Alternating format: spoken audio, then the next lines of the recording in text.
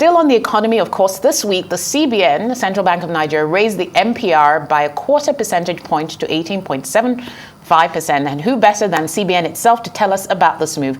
Joining us now from our Abuja studios is Dr. Hassan Mahmud, Director of Monetary Policy Department at the Central Bank of Nigeria. Great to have you on the show with us this morning, sir. Good morning. Nice to be here. Yeah, thank you. So the latest monetary policy decision marks the 6th consecutive hike in the rate since May 2022. Now, these series of hikes appear not to have, I guess, totally curbed Nigeria's inflationary trend. So my question really is CBN monetary tightening still an effective tool in fighting inflation? Thank you. I think there are many drivers of inflation. The CBN monetary policy tool can only address largely the monetary drivers of inflation or monetary induced kind of inflation, which are more related to demand pull inflation, things that are related to expenditure, reducing credit growth and all that liquidity within the system, money supply. Those are the tools that central bank has to deal with short-term issues around inflation. Other structural factors that affect inflation, in the component in our CPI, the consumer price index, we have food component. The food component is more than 50%. The drivers of food supply are rainfall, soil, fertilizers, other supply chain factors, transportation, and storages, and all that. So infrastructure, all of that is coming, security around the farm areas. Those are structural factors that also drive the prices of food items or other factors that drive that affect inflation. The central bank tools cannot address this because these are more or less long-term structural supply side issues, which central bank and the fiscal authorities, largely the fiscal authorities, to deal with this one. So because of these other factors that are also pushing the inflation, which are what you also mentioned, the supply side drivers of inflation, you see that the central bank tool that is addressing is just more or less, taming inflation in the short run. But so long as we don't address the supply side issues, we still start to see the pressure.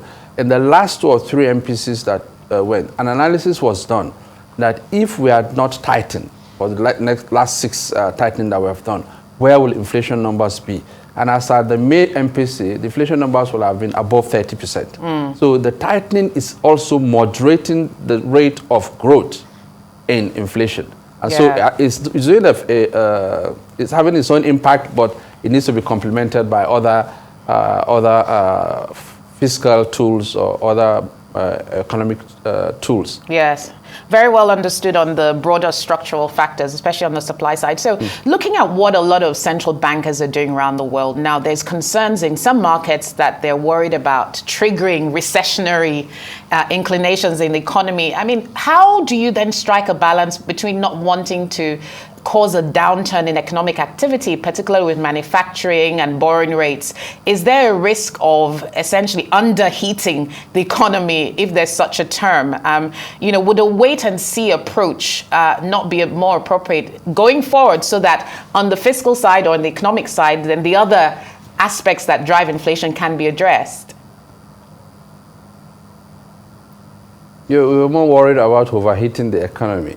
In the last MPC, you will see that it was more or less like a par. 5 members voted for a hold, 6 members voted for a rate hike. The reason why those 5 members wanted a hold was the fact that GDP numbers are going down, unemployment is rising, other shocks are coming within the economy. The government is struggling to do debt servicing.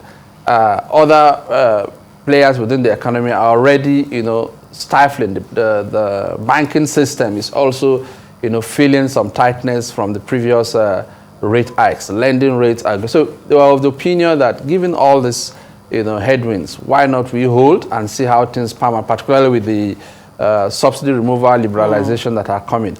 But the other side of the equation was those other 6 that I say let us signal a hike. We're looking at the injections, the 500 billion that come from palliative. They are looking at the practice that relating to the subsidy removal. They are looking at the impact that PMS prices that has gone up will have on subsequent numbers of subsequent figures of inflation. We're going to see they're looking at issues around money supply, the volume of money that will come into the economy. The liberalization itself, depreciation has a pass-through to inflation. So if you look at all those buckets of lines, in the next 1 or 2 quarters, those will start impacting. The June inflation number did not really reflect much the expected rate hikes. I mean, PMS hikes, electricity tariff, all that components of core inflation building into that. So their point is, if we do not signal at this early stage, as we've done before, and consistent with our forward guidance, then will be this huge liquidity that is coming to the center will also become a monetary phenomenon and also impact on inflation. So it's good to moderate that. And that's why also the acting governor said that even with the 25 basis point hike, they are still going to be, we are going to be deploying, or the central bank will be deploying other liquidity tightening tools, the OMOs, the other tools that we use in the market to raise up the OBB treasury bill rates, so that the cost of borrowing within that space will tighten. A lot of the money that we can sterilize within the system, so that we don't have the demand side, because that demand side pull of inflation is immediate. Yes. The supply side takes time. So you just slow down the demand side so that the supply side can meet up, and then we'll start seeing the inflation numbers coming down. So it was a balancing act between whether you don't want to allow this your tightening to further deteriorate output growth, which is already going down, particularly for Nigeria. Yeah. But for some advanced economies like the US and UK, you see their growth numbers are more or less at flat zero. US is coming up gradually, but some other European economies, United Kingdom, they are like zero, and inflation numbers is still elevated above 2%.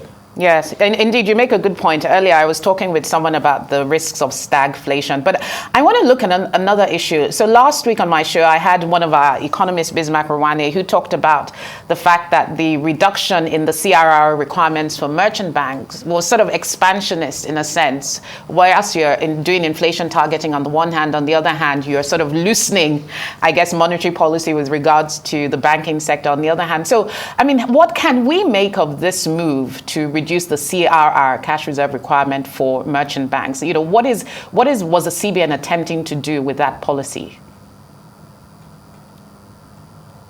You see, the licensing categorization requirements for merchant bank and commercial banks are different. Even their business model is different. Commercial banks are doing more like retail banking, in the sense that they have current account deposit, time deposit. They have a lot of inflows that come in terms of their base, deposit base. The merchant bank are more or less like wholesale banks. They deal with high net worth individuals. They don't go into this retail lending. So if you are doing the CRR and you are sweeping liquidity, because every week there's a threshold, anything above that threshold, central bank sweeps. So if you are doing that to merchant bank that don't have daily inflows of this liquidity, you're going to be pressing too much hard on them. So it was like allowing a level playing field for both the merchant and commercial bank. And this has been an issue that has been long overdue. The merchant banks owners have always been agitating for this, and the bank felt that, well, it is important that we just play each other on on a common platform, so that no bank is worse off because of this, some of our prudential requirement. That was the reason. So the commercial bank, the merchant banks are 10%. The commercial banks are still at 32.5%, because their deposit, they don't have a retail deposit base for merchant bank. You don't see people going to merchant bank to deposit money. They deal with high net worth individuals, international businesses. And so they don't do, regular deposit. Yes, that's the main reason behind that. Okay, thank you very much. So I wish I could probe you further, but because we're running out of time, I wanted to touch very briefly on the FX situation. One of the main policy goals of the current administration was to unify the exchange rate. We saw an initial convergence, when that policy announcement was made, but it seems like maybe some of the goals may now be challenged. What other instruments does CBN have to try and achieve that goal of FX unification, and particularly liquidity in the system? Liquidity comes from supply. We've always been nagging that this economy is a mono economy, so the only source of forex inflow is from oil export proceeds.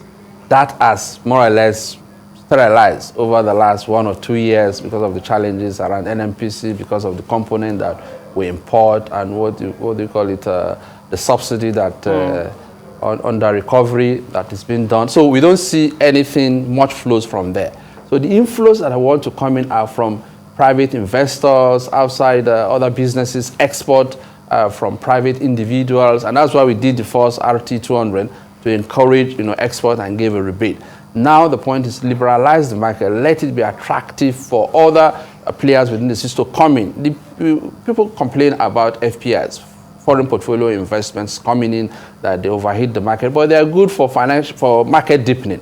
When they come into that space, if they allow for that flow of liquidity, and if there's enough liquidity, they can go out anytime they want. So the issue is largely around supply. And if we are able to pick up that, the reactions you are seeing in the market is expected, at least from the central bank side. The smoothing of that variance that you see, at least for the FX market, official FX market, is gone. We don't have the SMIS rate or INE rate or the official rate. We don't have all that now. Oil import rate, no. Thank you. Yeah. Everything is smoothened up.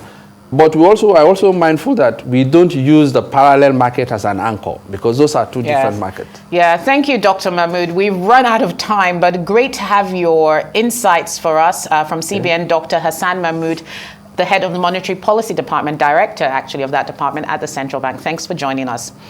Well, hope you were able to keep up, because that's it from us. You're welcome, sir. That's it from us here at Business Week. Tune in next weekend for more business stories and find me online.